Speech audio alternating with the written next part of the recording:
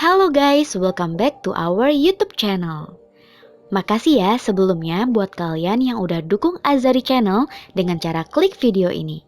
Buat kamu yang belum subscribe, jangan lupa di subscribe. Ingat, subscribe. Makasih. Untuk video kali ini, aku bakalan rangkum film Girl From Nowhere lagi, tapi yang episode 2. So, buat kamu yang penasaran sama ceritanya, langsung aja yuk kita ke videonya.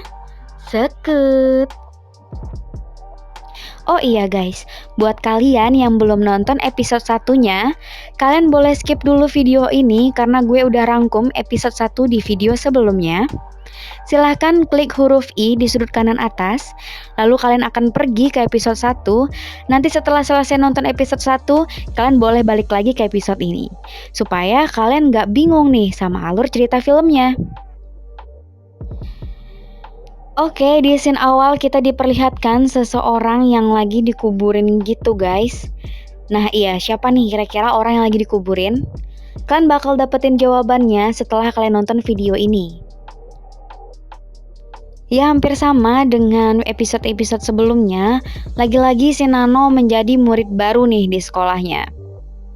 Tapi di sini, si Nano itu langsung populer guys di kalangan cowok-cowok sebagai murid baru yang cantik dan seksi. Sampai akhirnya si Nano menjadi incaran para fuckboy di sekolah ini guys. Khususnya untuk 3 serangkai yang bernama Hawk, Neng, dan Cheat. Nah di episode ini Nano punya 2 teman dekat yaitu Itim dan Theo. Saat di sekolah si Hawk memberikan coklat ke Itim. Di sini Itim GR gitu ya karena dia ngira kalau si Hawk itu suka sama dia. Padahal si Hawk memberikan coklat ke Itim sebagai sogokan supaya Itim mau memberikan coklat lainnya ke Nano. Hal ini jelas membuat si Itim bete dan ilfil gitu ke Nano. Belum lagi si Nano malah body shaming nih ke si Itim dengan bilang kalau si Itim itu gendut. Sepulang sekolah, lagi-lagi si 3 serangkai mengganggu Itim dan Theo.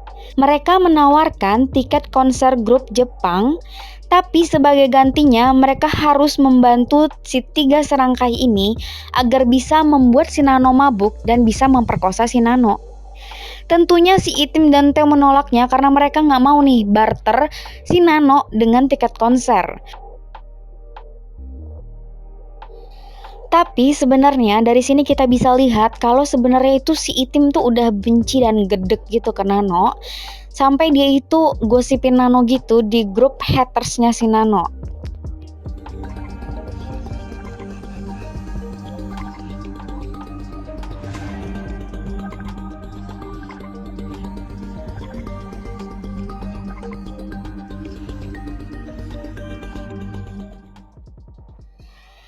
Lalu si Neng nyamperin Theo dengan modus minta diajarin matematika karena besok dia ada ulangan. Si Theo yang sebenarnya memang suka sama si Neng akhirnya bersedia nih buat ngebantu si Neng. Tapi ya memang lagi-lagi makhluk gak berakhlak ini bukannya memperhatikan si Theo tapi dia malah curi-curi pandang nih ke si Nano. Dan sialnya si Theo ngegapin mereka lagi pandang-pandangan gitu berdua. Dan buat si Theo itu marah dan sakit hati banget ke si Nano sampai akhirnya nangis ke toilet. Setelah puas nangis, akhirnya si Theo keluar dan nyamperin si Itim. Nah karena si Itim dan si Theo itu udah sama-sama benci ke si Nano, akhirnya mereka berencana untuk menerima tawaran dari 3 serangkai untuk menukar Nano dengan tiket konser. Malam ini pun akhirnya mereka berenam berpesta minuman alkohol di rumah si Hawk.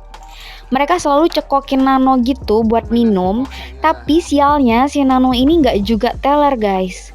Akhirnya si Itim itu ngeluarin suatu obat tidur gitu yang katanya punya ibunya. Nah si Itim memasukkan obat itu ke minuman Nano dengan dosis yang berlebih. Dan hal ini pun akhirnya berhasil membuat si Nano pingsan. Setelah si Nano pingsan, Akhirnya si tiga lelaki yang tidak berakhlak ini berebutan nih guys untuk siapa duluan yang menodai si Nano. Di sini kalian ngerti ya maksud menodai itu apa? Si Hok pun akhirnya menjadi urutan pertama nih. Dan saat si Hok mau membuka baju Nano, tiba-tiba si Nano bangun dan bilang, ngakak ya, siapa yang gak kaget ya kan kalau digituin. Oke guys, jadi memang sepertinya si Nano ini pura-pura pingsan. Jadi sebenarnya obat yang diberi Itim tuh kayak tetap gak manjur ke Nano. Makin penasaran ya. Kira-kira makhluk apa ini si Nano? Ternyata di balik pintu, si Teo, Itim, Cit, dan Teng udah berdiri di depan pintu dan nguping adegan panas yang mungkin akan dilakukan oleh Nano dan Hok. Sungguh anfaedah sekali ya. Nano pun berusaha membuka pintu, tapi sayangnya pintu ditahan oleh si Teo dan Itim. Hok pun memaksa Nano untuk melayaninya dan bertanya, Dia? Tapi si Nano malah jawab kalau punya si Hok itu selembut tahu. Ngakak sih ini beneran. Bukannya mendesah, tapi si Nano itu malah terus ketawa dan gak mau berhenti. Nah, hal ini tentu membuat si Hok kesel ya, dan akhirnya mencekik Nano sampai Nano gak bernafas dan mati.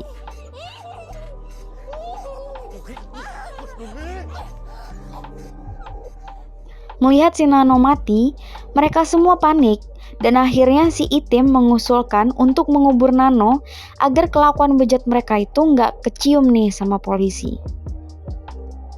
Oke guys, jadi orang yang dikubur di scene awal film itu adalah si Nano. Saat tubuh Nano setengah terkubur, tiba-tiba Nano sadar, dan bukannya menolong, mereka malah mengubur Nano hidup-hidup. Setelah selesai nguburin Nano, mereka bergantian meminta maaf di depan kuburannya si Nano. Dan keesokan paginya, tiba-tiba ya guys, si Nano datang dengan santuinya dan membuat si Teo serta Itim kebingungan sekaligus gemeteran.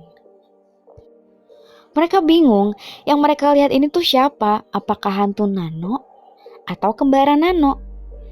Dan si Nano pun dengan santai menjawab kalau itu adalah dirinya yang mereka kubur semalam.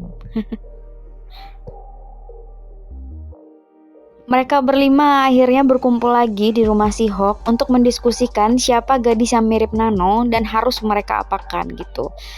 Tapi tiba-tiba si Nano datang dan langsung menuju kamar Hok dengan alasan HP-nya tertinggal di kamar si Hok.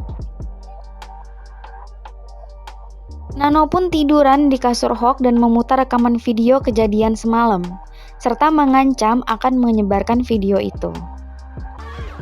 Mendengar hal itu, mereka berlima panik dan berusaha untuk membunuh Nano, lalu menguburnya kembali di tempat sebelumnya. Tapi tiba-tiba terdengar bunyi rekaman suara mereka saat meminta maaf dari tubuh si Nano. Tapi guys, saat si Hok lagi nyari sumber suara itu, si Nano bangun dengan ketawa khasnya. Siapa yang gak kaget coba? Karena kaget, si Hok panik dan berusaha membunuh Nano dengan memukul-mukul kepala Nano menggunakan sekop. Ketika Hok masih memukul-mukul kepala Nano, dari arah lain Nano datang dengan santainya dan berjalan ke arah si Hok.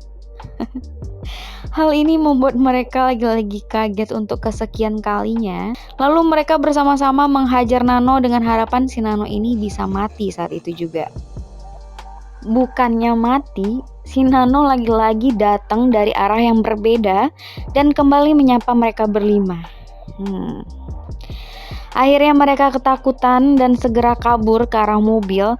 Tapi si Hok kehilangan kunci mobilnya dan ternyata kunci mobilnya itu berada di tangan Nano. Nano pun memberikan kunci mobil Hok dan membiarkan mereka pergi, bahkan mencium pipi Hok sebagai ucapan perpisahan. Sungguh mulia sekali ya hati Nano ini. Lalu scene ditutup dengan Nano yang kembali lagi datang ke kelas, yang mana hal ini membuat si Itim dan Teo semakin stres. Dan selesai. Oke guys, jadi endingnya memang agak kurang memuaskan ya. Karena rasanya kurang gitu hukuman untuk mereka berlima. Ya nggak sih? Kira-kira apa nih menurut kalian hukuman yang lebih setimpal buat 5 orang ini? Komen di bawah. Oke guys, dari episode ini kita tahu kalau minta maaf itu nggak akan menjamin orang itu tuh nggak akan ngelakuin hal yang sama. So guys, kalau doi kalian minta maaf, kalian jangan langsung percaya ya. Karena bisa aja dia ngulangin hal yang sama. Well, sampai di sini dulu pertemuan kita kali ini. Sampai jumpa ya guys di video selanjutnya, karena aku nggak sabar buat ketemu kalian lagi. Jangan lupa buat tulis di kolom komentar saran kalian untuk video-video selanjutnya. Dan jangan lupa buat share ke teman-teman kalian yang mungkin bakalan suka nih sama video ini. Bye-bye.